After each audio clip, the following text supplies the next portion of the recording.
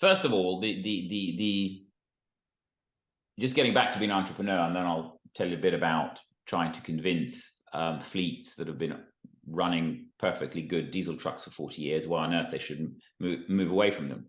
But as we came back from Singapore, my wife and I and our son, she was pretty keen for me just to have a normal job, as I call it a normal job, but just work in a large organization, get a regular paycheck, and yeah, and basically have a family life around that was not filled with the ups and downs of being an entrepreneur. And we had a discussion about it, and for me it was like I just don't know what that life is like. I've lost touch with it. It's not me anymore.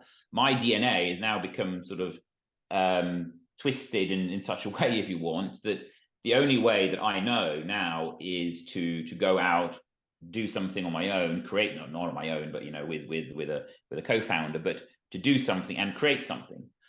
But in doing so, you end up coming all the way back to scratch, because you do such simple things as, okay, you need a design student somewhere to design a logo. You need to get a website up and running. You need to get a bank account. All of these small things that take forever and a day and a lot of focus. And whilst you're doing that, you then also have to try and develop a concept, speak to potential customers, and get out there and really try and find out what is it the market wants?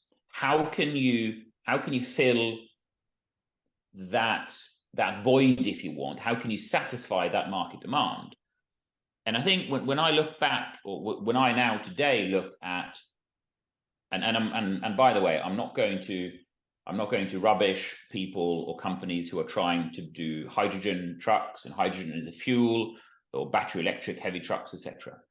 But a lot of those solutions today are companies saying, I know what the industry needs, I know what the industry wants, without necessarily asking the industry, do you really want these solutions? Do they work for you?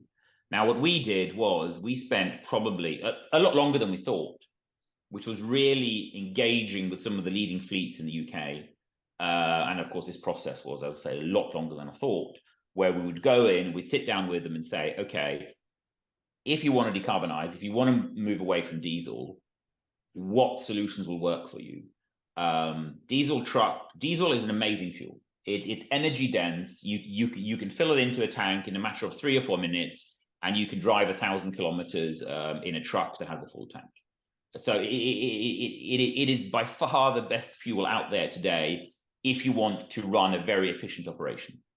So one of the lessons for us was, don't go in and try to force a round peg into a square hole, or vice versa.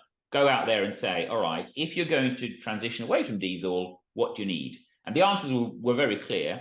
We need a truck that can do the same work as a diesel truck today, that can do it in the same time, that can carry, or that can pull the same weight. And yeah, the refueling experience needs to be pretty much as good as diesel. We took that on board. That fed into how we would design the stations, which today are the largest stations in Europe, potentially in the world, have a fill time which is pretty much equivalent to diesel.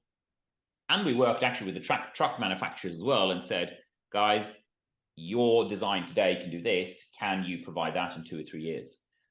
So it was very much letting the market decide what it wanted, rather than us trying to come up with an amazing solution we thought was an amazing solution and then trying to force that on the market. And out of that, I mean, I remember, yeah, speaking to, I won't mention names now because it wouldn't be fair, but some of the a global logistics giant who in 2014, 15 told me, probably second half 14, so very, very soon after we founded the company, who said, it's great that you guys are focusing on decarbonizing transport, but we believe in LNG. We believe that LNG is the truck fuel that is going to get us as the global logistics giant to where we need to be. And I said, okay, fair enough. We disagree with that, because whilst what we do is compressed natural gas, and then you have liquefied natural gas. The engine knows no different, because once it goes into the engine, it's become gas again. But of course, LNG is a bit more expensive. It's not as driver friendly, etc., etc.